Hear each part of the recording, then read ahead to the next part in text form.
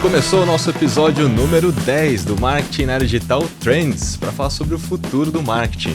E hoje aqui temos duas pessoas especiais, a brilhante Marta, como sempre, co-host. Que maravilhoso. E o nosso ilustre Fred Grosso. Muito bem, palmas. Obrigado. Nosso convidado especialíssimo.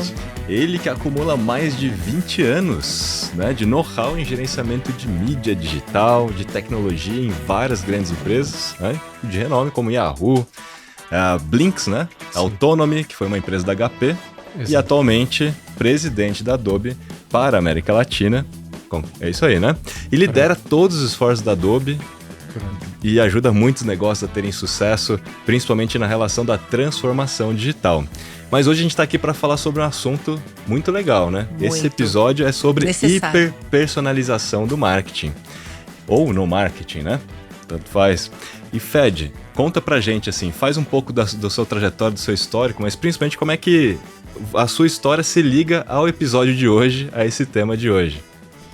Então, a minha história pessoal é: eu sou italiano, nasci lá, cresci lá, teve a oportunidade de entrar em tecnologia muito cedo, ou seja, meu primeiro trabalho foi com Yahoo, quando eu estava abrindo na Itália. Então foi uma experiência incrível, porque eu passei do meu mundo, que era enfim, um mundo muito tradicional, daquela província italiana pequena, por Milão, que já era grande, mas não só Milão no contexto de uma empresa multinacional, que já na época era uma empresa muito diferente, né? A cultura da Yahoo, hoje a gente não lembra muito, mas foram os pioneiros da organização do conteúdo online.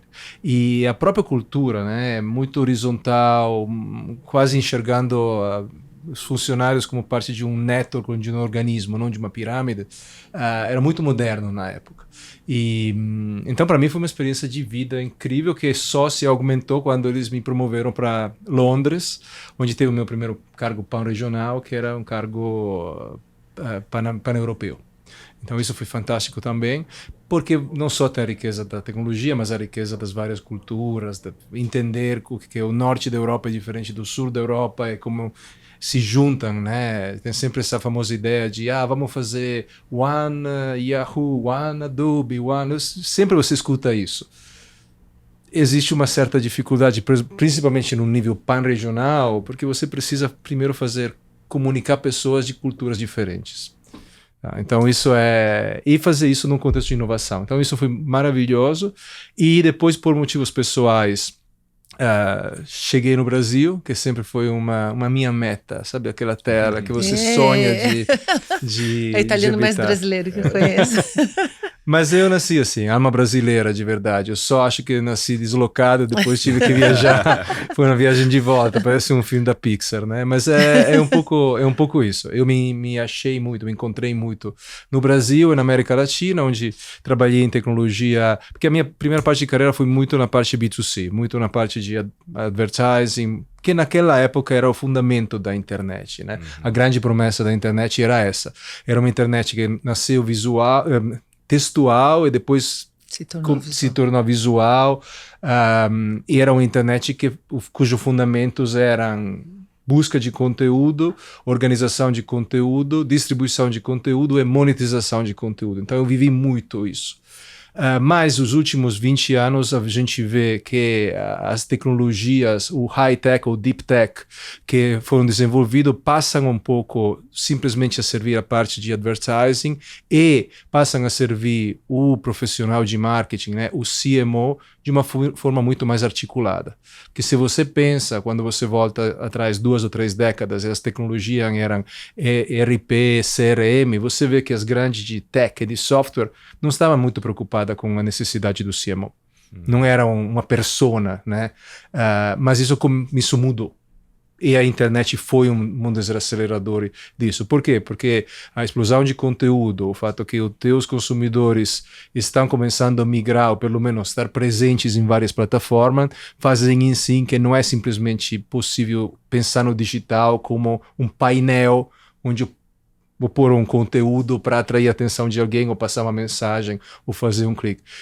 Tem uma que é um pouco onde a gente vai chegar com essa conversa. Tem uma necessidade de criar uma personalização, um diálogo com ele muito mais profundo. Então eu vivi isso. E aqui no Brasil trabalhei numa empresa que foi adquirida pela HP, dentro da HP um negócio mais de Big Data, e depois disso, há 8 anos atrás, recebi o convite para entrar na Adobe, que foi uma das melhores escolhas que eu tive na minha carreira, simplesmente porque era aquela cultura da Yahoo que te contei do começo. Então, uma cultura muito moderna, mas num contexto que eu acho, a minha experiência pelo menos é mais estruturado, mais organizado. Um dos problemas que eu vivi na Yahoo era que era uma cultura extremamente aberta, mas não dava, era difícil entender os boundaries, né? Como é que a gente organiza isso. Esse caos criativo, chega um momento que você precisa organizá-lo para escalar, senão não escala. E a Adobe tem essa característica de deixar muita liberdade aos funcionários de criar, mas ao mesmo tempo dar um frame, porque senão você não consegue gerenciar 23 mil funcionários em todos os países do mundo e com várias linhas de negócios. Então, é assim, eu cheguei aqui por paixão pessoal, o Brasil foi extremamente generoso comigo nas amizades e na minha vida pessoal e profissional, e me sinto um filho adotivo do Brasil em muito sentido. Então, costumo dizer que eu não tenho prazo de validade. Cheguei aqui há 13 anos, eu fico feliz se alguém me fala, vai ser os próximos 20 anos aqui, eu tô muito bem. Muito Legal, bom. que legal. Bom, deixa eu comentar uma coisa, né? Que a maioria, assim, se lembra ou pensa na Adobe, pensa nas coisas mais óbvias, né, Fed? Photoshop, pensa nas coisas de criação, né? Mas eu sou um pouquinho mais antigo, eu lembro até da Macromedia, quando a Adobe comprou a Macromedia, né? Flash, né? Isso. Dreamweaver, né? E assim vai. Mas hoje, a Adobe é uma coisa muito maior do que isso, obviamente, né? E olhando até pelo ponto de vista de marketing, automação de marketing, né? Como você falou de advertising, tudo, conta um pouco assim, né? Hoje, como é que é a sua visão, né? Como Adobe, de todo esse universo e como que isso se relaciona com essa tendência, né? E por que é a tendência hiperpersonalização do marketing? É uma excelente pergunta. Eu acho que, bom, primeiro, o contexto são 4 décadas de Adobe no mercado. E eu acho que teve momentos extraordinários de aquisições muito bem sucedidas e de produtos que nas primeiras 2 décadas de verdade consolidaram uma posição muito forte de mercado, seja no ambiente criativo, seja no ambiente documental. Porque também isso. Então, quando a gente olha o que o nosso CEO chama de dinastias de produtos, você tem uma dinastia criativa, uma documental e uma que tem muito mais a ver com a organização dos dados e a parte analítica, vamos dizer assim. Então, você tem criatividade, tem o fluxo e a organização de documentos e tem a parte de experiência, de gerenciamento de experiência. Essas são as 3.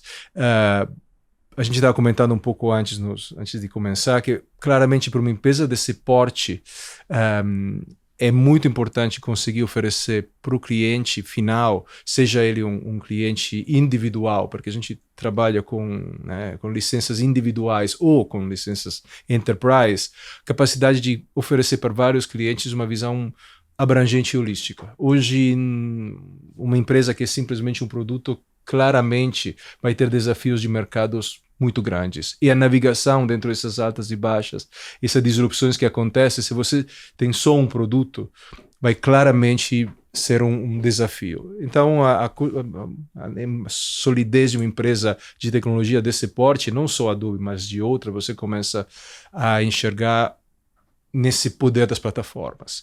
E então os produtos de criatividade geraram a plataforma de criatividade, o Creative Cloud, que não é só InDesign, que não é só Photoshop, mas é a questão de ter uma visão holística. Não só para fomentar a criatividade, dando os pincéis de criatividade, mas também porque você precisa criar eficiência. O pulo do gato na criatividade não é simplesmente te dar na tua mão uma cor, um feature, e também agilizar o teu trabalho. Fazer em si que todas as tarefas que são monótonas, que são chatas, que são aquelas tarefas que você demoraria 2 horas para fazer e uma máquina faz em 1 segundo, aí tem a eficiência. E aí onde, por exemplo, a inteligência artificial vai buscando. Exatamente o mesmo na parte documental. Mesma coisa, se você consegue dar para um escritório de advocacia uma ferramenta que busca aquele documento que você busca no meio de 1000 em 1 segundo, em vez de 3 horas, são 3 horas que contribuem à tua eficiência. E na parte da parte que tem mais a ver com a automação de marketing, é uma década que a gente trabalha nisso. É um setor, um segmento que a gente praticamente inventou. Começou claramente com a grande onda de analytics, mas até aquele ponto, estamos falando de 10 anos, 12 anos atrás, com a aquisição da Omnitor, analytics era visto muito como uma ferramenta não de valor agregado. Era simplesmente, bom, você está fazendo esse tipo de campanha e vou te dar relatórios, exatamente. E a gente enxergou essa possibilidade de dizer, deve ter muito mais que isso, porque à medida que o conteúdo cresce, os dados crescem, e quanto mais dados a gente consegue fazer aquela coisa das artes marciais, que quanto mais forte o coisa, eu consigo fazer uma manobra que agiliza, né? Então, as ondas que vêm de Big Data e ondas sucessivas que incorporam todo o fenômeno da inteligência artificial se baseiam um pouco nessa ideia, né? Explosão de conteúdo igual explosão de dado dá mais oportunidade para ferramentas de inteligência artificial ser aplicadas. Como ser aplicada? Existe um espectro inteiro de aplicação. Do momento que você começa a fazer um targeting de um cliente, né, numa base ampla, começa a fazer a targetização, no momento que você consegue afunilar um pouco mais essa atenção, te acompanhar na busca de conteúdo, decidir entender que efetivamente você está no momento próximo à compra ou não, te passar a informação correta e depois te trazer para a última etapa, que é esse clique, onde você compra e a tua viagem digital acaba e começa de novo a tua viagem física.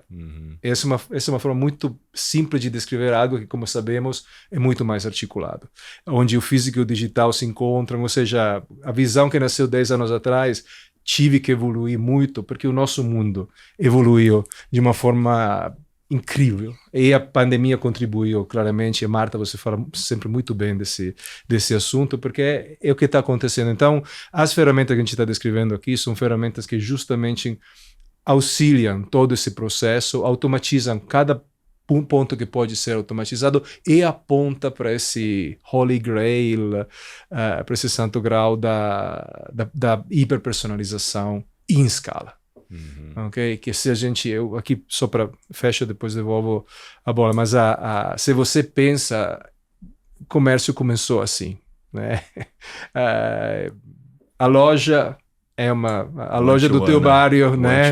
Era uma personalização, uma hiperpersonalização. A pessoa sabia antes de você saber que o teu leite ia acabar. Com a mídia de massa, obviamente, isso se perdeu, porque era muito mais um negócio de importante que esse produto seja isso, vou vender em massa, em escala.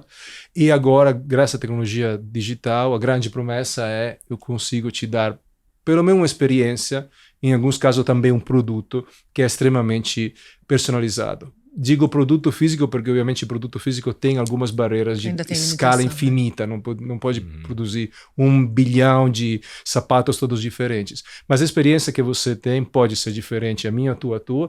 E quando se trata de serviços, aí se abre um pouco o leque de, poder escalar personalizações. Então, só paro para...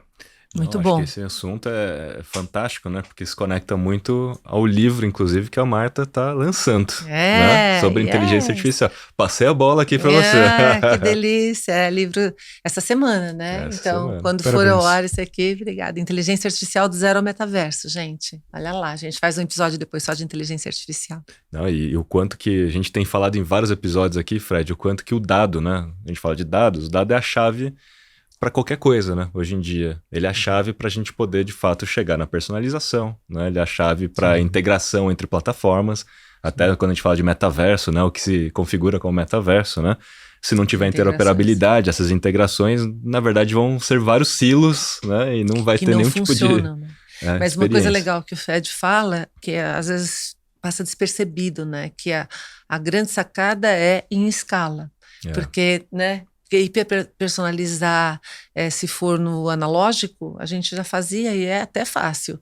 Agora, em escala, é o que é o grande desafio e que a tecnologia começa a permitir, né? E precisa de dado, precisa de ferramenta, precisa de inteligência artificial para ajudar a fazer análise de comportamento, padrão, tendência, predição, etc. E pensando até no contexto atual, né? De vídeos, né?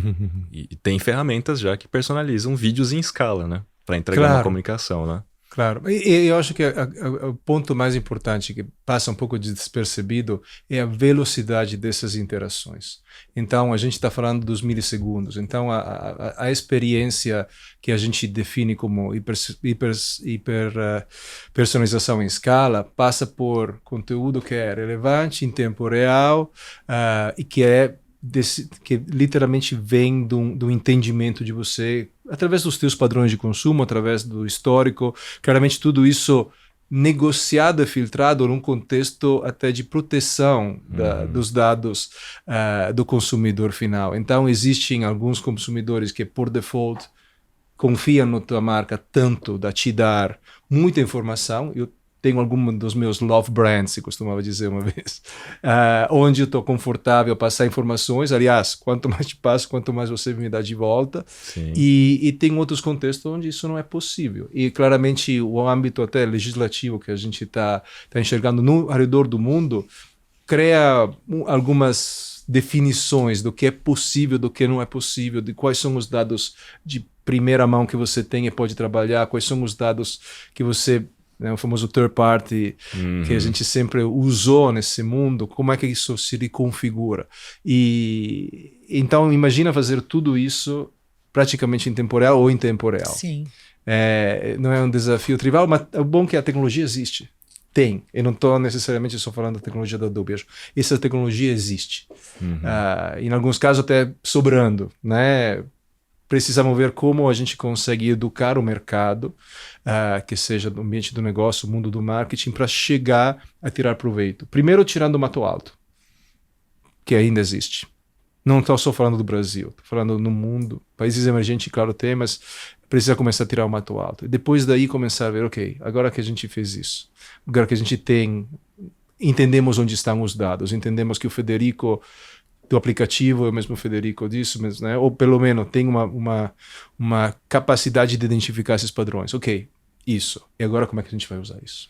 Organizar, né? Organizar para que você tenha qualidade, para que você consiga realmente ter uma base que funcione ou que esteja integrada. Aí você faz em cima daquilo a tecnologia, né? É o que você fala, né, Marta? A estruturação vem primeiro, isso, né? estruturar, se você não se estruturar antes, não escalar. adianta você usar a ferramenta que você não vai estar preparado, né? Total. E esse é um grande problema que a gente vê no mercado, Fed, porque tem uma ânsia de você querer rapidamente ter os resultados avançados, né? E não tem jeito. Quando a gente fala de machine learning ou de qualquer das tecnologias que tem hoje, você tem que dar um passo atrás, tanto que a gente brinca que machine learning é estatísticas on steroids, ou seja, você tem que conseguir antes ter algo que você possa extrair de informação para depois você automatizar aquilo, né? Então, bem bacana, muito bom. E fala pra gente um mito, na sua opinião, né? Que circula no mercado ou que gira em torno até dessa história de hiperpersonalização ou até mesmo de inteligência artificial em torno de criação, em torno de marketing. Eu acho que tem algum dos mitos. Um dos mitos a gente já falou. A tecnologia como essa medicina que onipresente cura, é uma pílula só para curar todos os tipos de problema que a gente tem. Não é isso. Então, eu acho que hoje em dia você precisa com certeza fazer um trabalho extremamente bem orquestrado que vem um pouco antes, como a Marta bem sugeriu, e eu iria ainda um pouco antes daquilo, porque a Marta estava falando de estruturação. Eu acho que a estruturação de mindset que depois influencia a cultura, que depois influencia a estratégia, que depois influencia essa organização, é muito importante. Então, com certeza, o tema da diversidade, que hoje é muito em pauta, na minha visão, não pode ser desconectado com o tema de como é que a gente muda a cultura dentro das empresas. E para mim não é simplesmente uma coisa bonita de dizer, não é também uma coisa fácil de fazer, mas é uma coisa necessária. Então acho que a primeira coisa a ser modificada, o primeiro, né, se a gente precisa tirar alguma coisa, abater e deixar no passado, é essa forma de organizar extremamente dividida, separada em silos, entender que uma ferramenta atende só uma área, porque não é verdade, e também a capacitação de C-level com um viés tecnológico. Hoje, não só o CMO. Eu acho que, principalmente os CMOs que eu encontro no Brasil, são sofisticados nesse sentido tecnológico. Mas cadê o CFO? Cadê todos os outros, o legal officer e por aí vai? C-suite inteira, né? O C-suite inteira precisa ser coisa. E outro mito, eu acho que não necessariamente para a nossa audiência, mas essa questão que a inteligência artificial vai roubar o nosso trabalho. Eu acho que, não sei se vocês me dizem se vale a pena de falar disso, pode ser que a nossa audiência já esteja livre desse problema. Mas eu acho que existe ainda esse viés. Existe. E para mim nasce de uma coisa que é até semântica. Quando a gente começa a falar de inteligência artificial ou de realidade aumentada, são palavras que são interessantes porque criam um pouco de choque, mas ao mesmo tempo, na minha visão, inconscientemente, te bota um pouco com o pé atrás, porque tem inteligência, essa coisa humana, bonita, artificial. Quem é que associa artificial com alguma coisa boa? Vocês associam? Não naturalmente. Parece que não é natural, portanto, é algo que... agora que ele falou, realmente tem um problema aí. E a realidade virtual? Realidade... Aí se você vai no virtual, aqui não é tão então, bom. São palavras que entram no nosso vocabulário com força, né? mas tem um choque, né? Tem uma forma de falar isso mais bonita, mas tem esse, né? Um oxímoro quase, né? Isso, que você rejeita sem perceber, instintivamente, né? Porque tem esse choque. Né, das duas. E a força delas justamente juntam essas duas, então viram muito fortes. Mas a gente tem a visão que a tecnologia raramente disrupta dessa forma. O exemplo clássico que posso te dar de primeira mão é Photoshop. Quando foi lançado há mais de 30 anos atrás, a comunidade criativa estava desesperada. Falando, esses caras vão acabar com a criatividade. Photoshop é ruim. Photoshop vai acabar com a gente. Olha só, né? Não sei, o mundo criativo não só não encolheu, mas explodiu. Hoje você pode ser uma garota no Egito com só acesso a um computador, alguns aplicativos de criatividade. Por sinal, na Adobe tem alguns de graças no telefone, você pode fazer a capa de sei lá o que. Adobe Express, né? E vai lá. Então, com certeza, essa questão da tecnologia como o grande vilão da nossa vida, eu acho que eu sempre preciso ter muita atenção. Existem riscos, claramente. A gente vê um debate que precisa ser ativo. Mas nesse contexto específico de automação de marketing, eu acho que a parte humana, né? A inteligência humana demonstrou uma certa resiliência em conseguir controlar o que potencialmente poderia escapar da mão. Ou seja, a tua privacidade ser exposta indevidamente e por aí vai. Eu acho que estamos acompanhando esse processo com atenção, mas sim, não vai ser um robô que vai necessariamente tirar o teu trabalho, a menos que o teu trabalho não seja tão chato que um robô pode ser treinado a fazer. Eu falo isso às vezes, eu falo que a gente tem, eu entendo que tem pessoas que dependem do trabalho repetitivo, até do braçal mesmo, mas você não deveria querer fazer isso, né? A gente deveria gostar que uma máquina faz e você querer fazer alguma coisa que foi mais feita para ser humano, mais adequada para o nosso tipo de atuação, né? Muito bom. Mas muitas vezes você falou, né? A inteligência artificial, ela ajuda, né, o ser humano, né? Esse é o ideal, né? Ampliação, na realidade, toda a tecnologia, né? Se a gente for olhar ao longo da nossa história, a tecnologia, ela veio para ampliar a gente, para enxergar mais longe, para andar mais rápido, para voar, que a gente não conseguia voar. E aí, quando a gente começa a perder esse foco ou perder a mão da tecnologia, não consegue acompanhar o ritmo dela, por isso que eu falo, para a tecnologia ser boa, a gente tem que acompanhar e saber usar, né? Aí dá certo. Exatamente. Muito bom. E na sua opinião, Fed, quais são as maiores oportunidades para quem muda o mindset, para quem corta o mato alto, começa a se estruturar e começa realmente a vivenciar esse conjunto, né, do que a gente está falando aqui? Quais são as principais oportunidades, né, e benefícios, na sua opinião? Olha, assim, de cara, eu vou te dizer, principalmente quando a gente olha o mercado emergente, como a gente considera, em tecnologia pelo menos, os mercados latino-americanos, quase nada foi feito. Tá? Se você entra hoje no digital, tem ainda para construir, tipo São Paulo em 1920. Você chega em São Paulo em 1920 e fala, nossa, incrível, olha o que tem aqui. para chegar em 2022 ainda, entendeu? Porque eu acho que existe muita eficiência que pode ser trazida. Acho que o bom e o desafiador é que a gente lidera, principalmente no Brasil, com um consumidor que é extremamente empoderado, altamente digital, extremamente curioso, com um acesso à tecnologia que não é comum de outros países e com uma vontade de participar, de criar, de comunicar, que também, essa é a minha observação antropológica como italiano que vive aqui há 13 anos, tem muita pouca comparação nos mercados onde eu opero.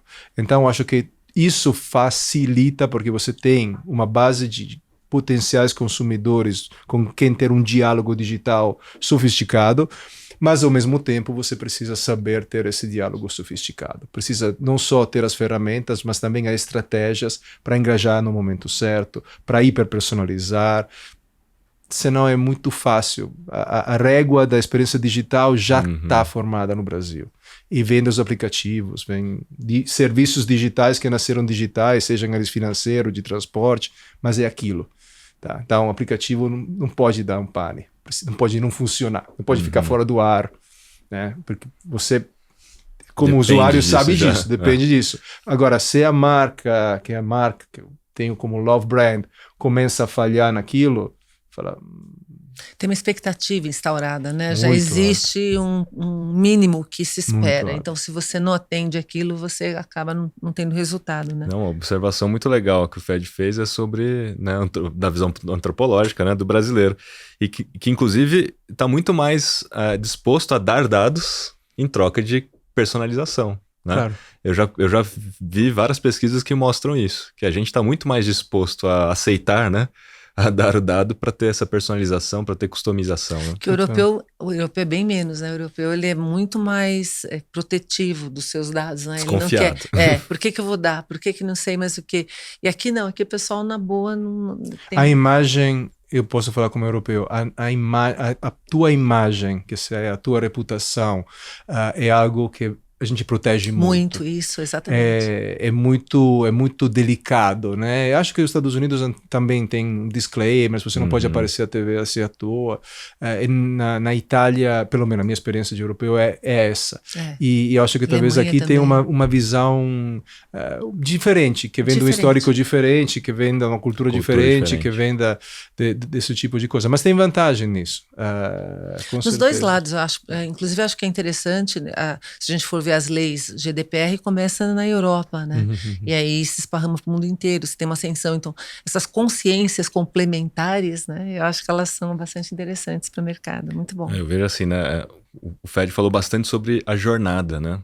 E o quanto que é importante, dentro dessa estrutura de hiperpersonalização, a gente identificar os pontos de contato e entender para poder personalizar, como que você, de fato, né, traz aquela pessoa para a próxima etapa da jornada, e quanto mais personalizado for, mais fácil você carrega a pessoa para a próxima etapa. O personalizado e o automatizado, né? Então, automatizado. Se você conseguir juntar as duas coisas, o dado correto, no momento correto, e você usar a tecnologia para transformar aquilo em algum tipo de insight ou ação, aí você consegue ter um resultado bacana. E pegando, né, a jornada, começando da primeira etapa, né, que é a etapa de descoberta, né, onde você tem que colocar a marca no radar, né, das pessoas, eu vejo que tem muito dessa personalização hoje, potencial de personalização, na verdade, na comunicação, na propaganda, né?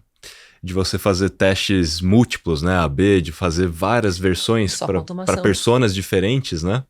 E aí tem casos e casos aí bem interessantes. Um do caso da própria Adobe, do banco BBVA, que fez testes multivariados, né, de criativos, né, correto, por persona, correto, e o quanto que isso de fato aumentou a conversão deles, né, em trazer mais pessoas para dentro desse funil. Perfeito. Porque quanto mais assertivo você for em falar com aquela persona, melhor. E isso é legal falar, porque o que acontece? Quando a gente tem ferramentas, plataformas, né, que tem essa funcionalidade, ela consegue fazer algo que o ser humano não consegue fazer. A gente não consegue explicar por que as pessoas escolhem mais um criativo do que outro, né? Uma peça do que outra, um determinado texto do que o outro. E aí, quando você tem uma ferramenta que consegue testar as várias variações, ou seja, se você junta o melhor do... Mas uma coisa muito bacana que você falou, que acho que tem que ficar no radar das pessoas. Tem que ter, não adianta só ter tecnologia, né? Você tem que ter a estratégia. Tem uma coisa que eu falo que acho que pode ser mito também, que não basta estar conectado, ter dados para ser smart, para ser inteligente. Para ser inteligente, você precisa fazer a inteligência por detrás, que aí pode ser artificial junto com a inteligência humana. Só para dar alguns dados, né, desse caso aí, foram criados mais de 1.000 testes AB. E aí a história só, de então. escala, né? Como é que você faz mais de 1.000 testes AB se não for com automação, né? E com personalização? E aí, obviamente, os resultados acontecem, né? Então, acho que essa é a grande oportunidade, né? Da gente conseguir fazer com que a jornada do cliente seja mais automatizada e mais personalizada para aumentar a taxa de conversão. Mas não fica ali, né? Acho que a questão é de você ir além da taxa de conversão, além da venda e olhar pelo CRM, né? Olhar realmente pelo cliente, né? Entendendo cada vez mais o comportamento e aí você ser mais assertivo. Você entra num ciclo virtuoso, né? Então, aquilo que você faz acaba gerando muito mais precisão de, né, assertividade do que você vai criar de ações, e depois isso te traz dados melhores também, que alimentam esse, de novo, ciclo para outras ações melhores. Muito bom. Tenho uma dúvida aqui. O que é Adobe Sensei, Fed? Então, é o nome da plataforma é o nome da nossa plataforma de inteligência artificial. Então, todas as nuvens que a gente apresentou, a gente estava falando, tem, vamos dizer, um cérebro por baixo delas que faz justamente esse tipo de optimização. Essa é a função da inteligência artificial no nosso caso. Ser uma camada de inteligência que consegue, por exemplo, facilitar a produção de todo esse scope, porque antes de fazer a optimização das propagandas que você estava falando, precisa a possibilidade de usar a inteligência artificial para escalar isso.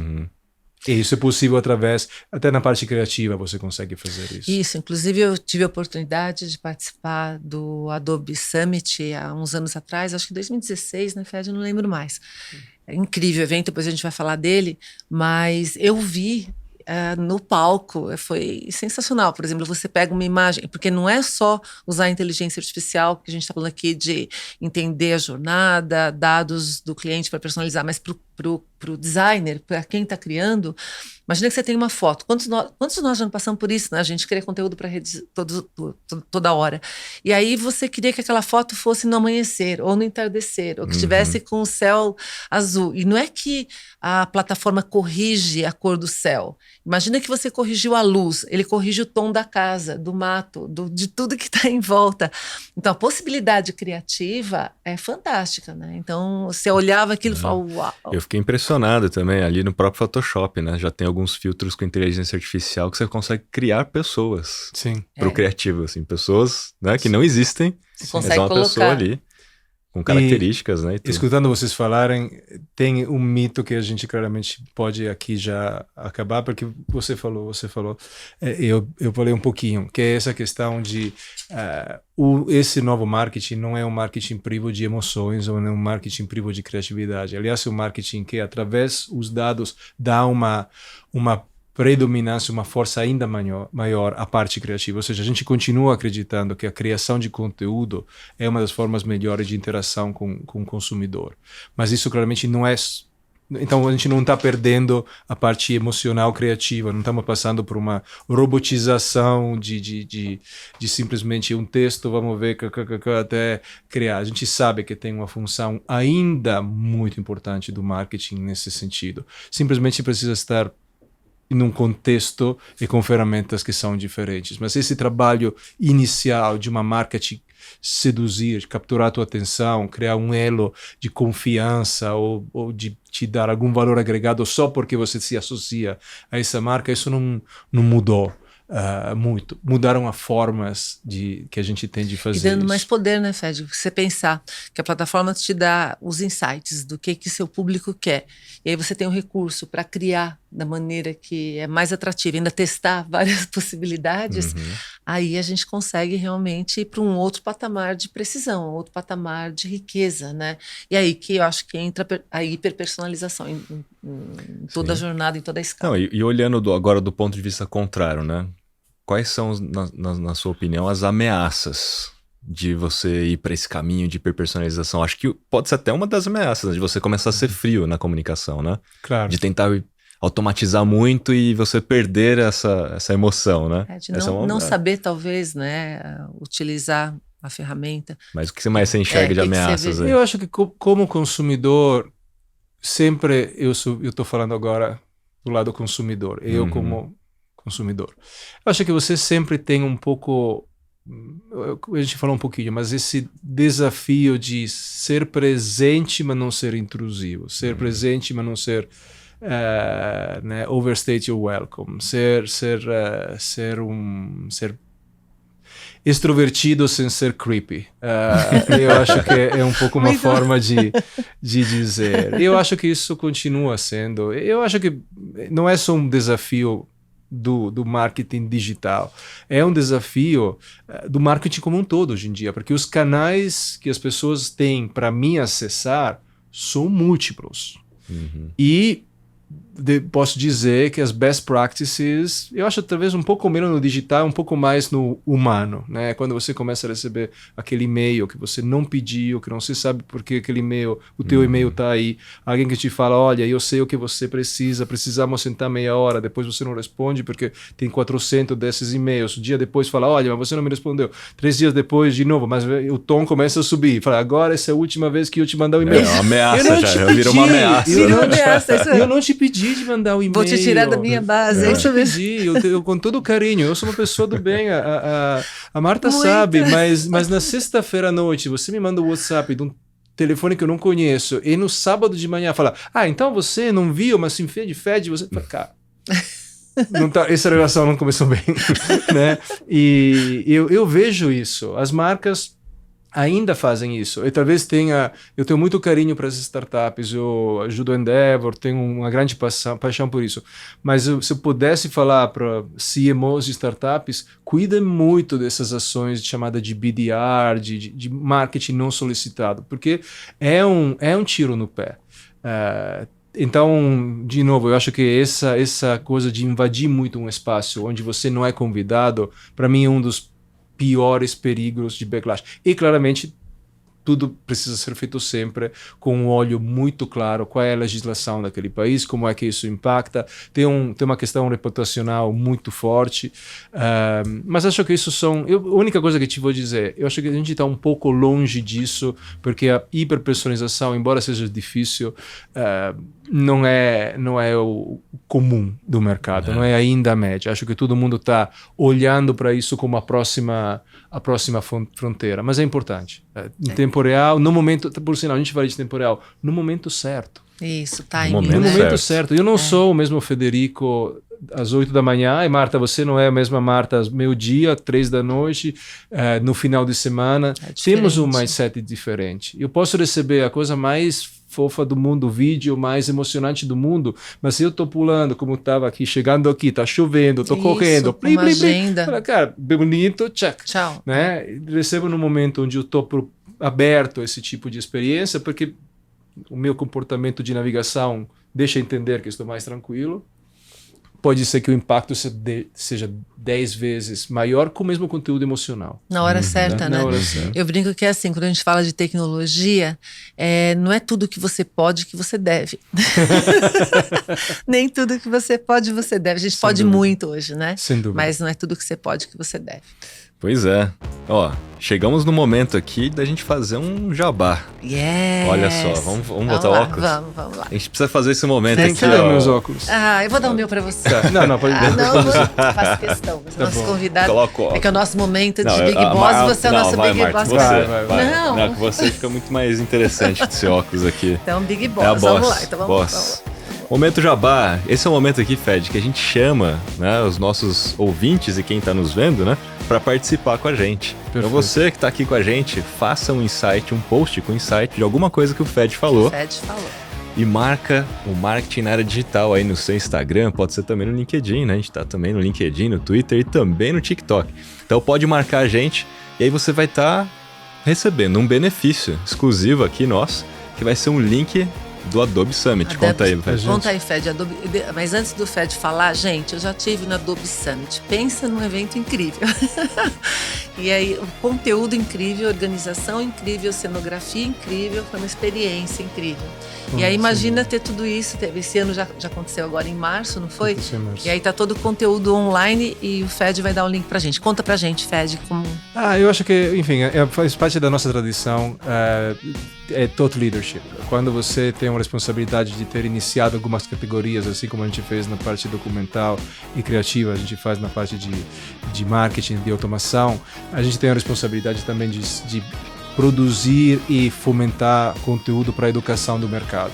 O Adobe Summit é um evento que acontecia em Vegas com uma cadência anual, com mais de 20 mil participantes, e é sempre um headline. Você deve lembrar, Marta, não sei se você foi no ano do Robert Redford, ou do Tarantino, ou do George Clooney, mas enfim, era conteúdo de altíssimo nível do ponto de vista criativo e um conteúdo técnico. Eu fui no ano do Gosling. Do Gosling, tudo bem, então funciona. La La Land.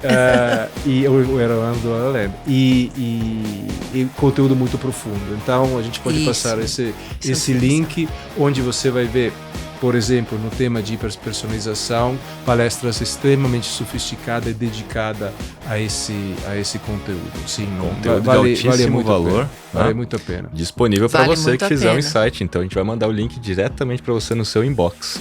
E olha só, e tem mais um ponto aí, né, para lembrar sempre que quem fizer insight de todos os episódios, fala aí, Marta, tá concorrendo o quê? Concorre a um NFT do Trends Marketing na Era Digital.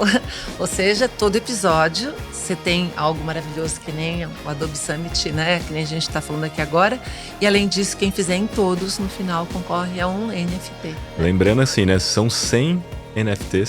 50 já foram embora. A gente lançou, né, em comemoração ao livro do Marketing Digital Trends. O Fed tem. E o Fed já tem o dele. Então, assim, já se valorizou em 100 vezes. Só de o Fed ter, gente, vocês não sabem o que esse homem é. Culturalmente já se tornou incrível. mais raro já, né? Já é. Só de ele ter, já vale muito mais. Então, olha só, tá valendo muito. Mas hein? antes de você fechar o momento jabá, claramente estou chovendo no molhado aqui, mas tudo que a Marta publica nas redes sociais vale a pena de ser seguido. Cada dia, para mim, é a minha inspiração. Muitas das coisas que ela passa, eu repasso para frente, repasso nos boards onde eu trabalho, repasso para o pessoal do escritório. É uma fonte de conteúdo que faz parte da minha rotina de conteúdo diária. Gente, quem ganhou o presente? Não, quem ganhou o presente aqui hoje fui eu, tá? Esse programa é meu, ok? Maravilhoso. Muito bom. Inclusive, a gente vai estar junto também em breve, né? Para falar sobre criatividade. Encerramos nosso momento jabá. Obrigada, devolvemos aqui meu óculos. É isso aí, agora a gente vai para o nosso último bloco, na verdade, o nosso segundo bloco, e último bloco, um bloco um pouco mais tranquilo, lúdico aqui, onde a gente vai falar de filmes, séries ou indicações de livros. Opa! Né? Fed, na sua experiência, na sua biblioteca, o que você indica aí pra galera? É incrível, gente. Né? Um parênteses aqui. Eu acho que eu não conheço ninguém que leia tanto e de forma tão diversificada quanto ele. Uau. É incrível, vale a pena, olha, acompanhar. A Marta falando disso, então é difícil, porque a Marta... Né? Não, é difícil de acompanhar, tô falando assim, ó. Mas eu vou, antes de responder, só para dar um contexto, para mim, essa questão de ler o mais amplo possível, não sei se vem da minha cultura, não sei se vem do fato que eu estudei ciências políticas, não sei o que é exatamente, de onde vem, mas é a minha primeira recomendação. Até antes de dizer o que eu gosto de ler, a minha recomendação é escolha conteúdo que não é necessariamente sempre só focado naquela coisa onde você trabalha, naquele segmento. Aprenda a histórias da floricultura no Japão. Aprenda como o tênis de mesa, ping-pong, como se chama, nasceu. Tá?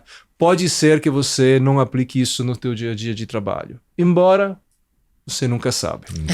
Você nunca sabe o que filtra, né? Quando você tem essa cultura que é livre, primeiro você vai começar a entender as interconexões. O nosso mundo que a gente vê tão travado, tão diferenciado, é hiperconectado. E hiperconectado da Grécia Antiga para cá, hiperconectado da parte criativa, parte analítica.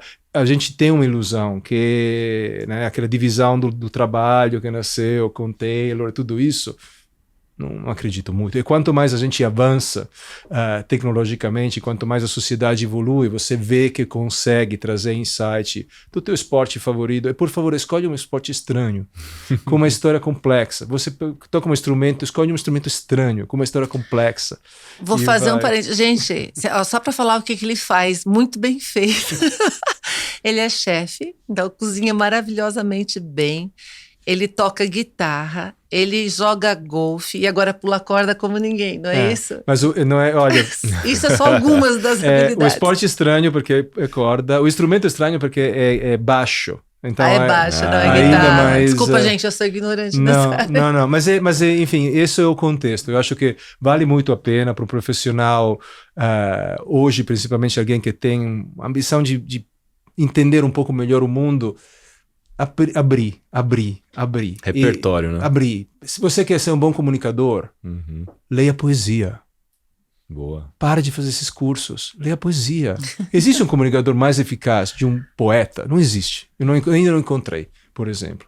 Quando você escreve um e-mail e você se inspira à poesia, 4 ou 5 palavras daquela primeira frase já estão caindo. Estão no curso. Você, enfim... Esse é um exemplo, né? E eu acho que você não faz de uma forma forçada, mas é natural. Uma vez que você vê alguém se expressando tão bem e de uma forma tão específica e precisa, usando aquelas palavras e só aquelas palavras, você vira um comunicador melhor. Eu não tenho dúvida disso. Então, leia poesia, por exemplo. Uau, que indicação. Não precisa indicar mais nada, Fred. Você já deu um contexto aqui. Os links que ele me manda é de filosofia.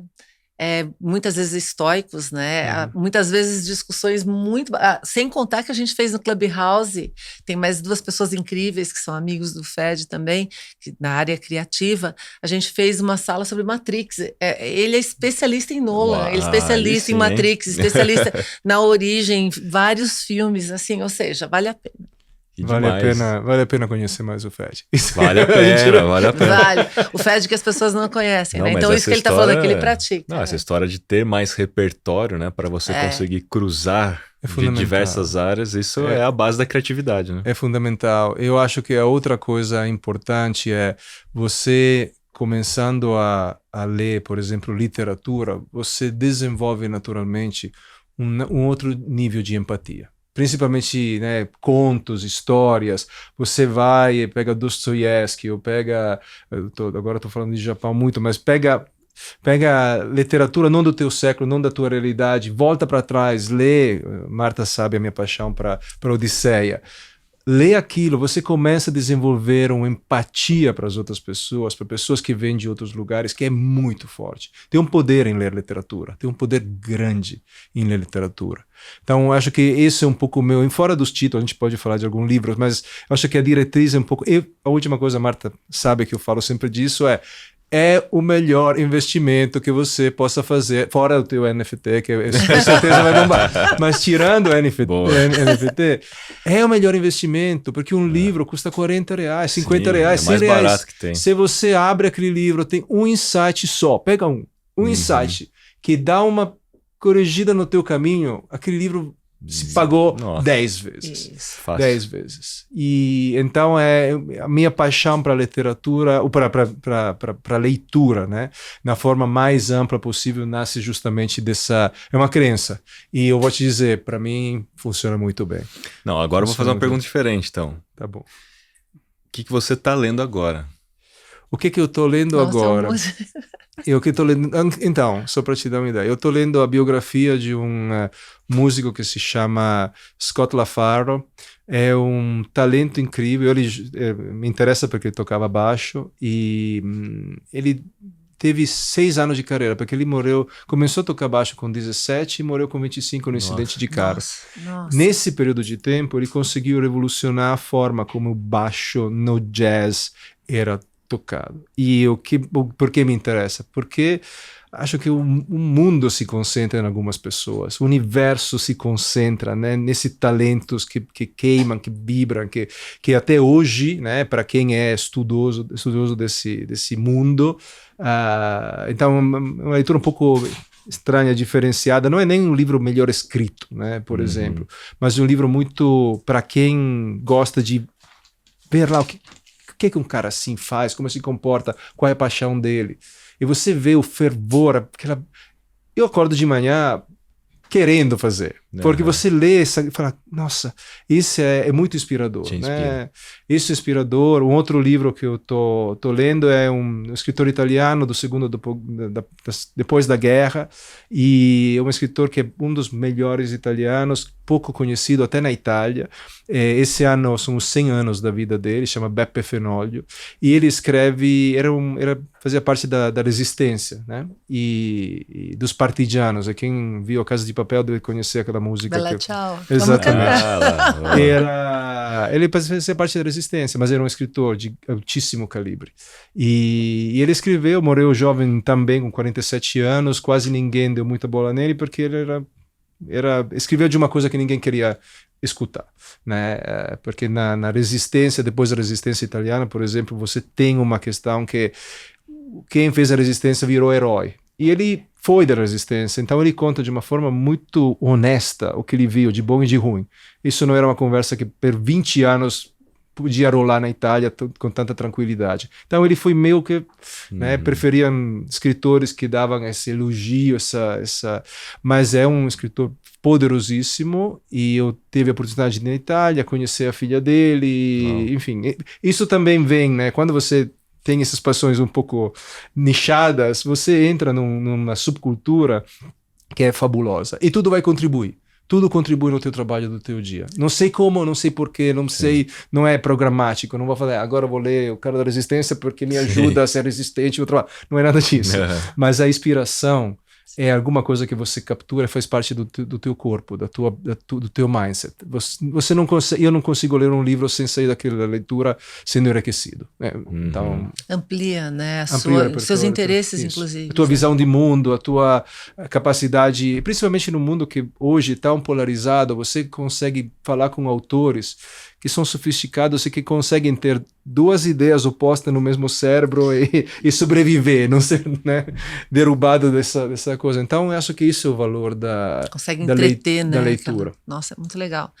E o Fed também teve na Expo de Dubai, que foi a última Expo. Fomos. Que a gente que também foi bem bacana em termos de ver. E é legal que você vê o que ele viu, como enxerga, né? Eu fui também, vi outras nuances, e aí quando você junta pessoas que têm backgrounds diferentes e que conversam, fica incrível, né? Porque a gente consegue trocar. Incrível, né? Na próxima Expo, todos nós, a gente, ó, quem quiser ir, Osaka. todos nós. Isso, exatamente. 2025. A gente vai em 2025. Ela já vendeu essa viagem já pra mim. Ela falou assim, ó, 2025 a gente tem que ir. Precisa. E um mês, não é? A gente estava falando disso outro dia, que tem que ficar um mês para poder fazer. Precisa fazer. É uma experiência transformadora, eu acho. Principalmente no momento onde você vê o planeta tão, né, dividido, uma visão que depois da globalização está talvez apontando para uma regionalização, até uma visão de país.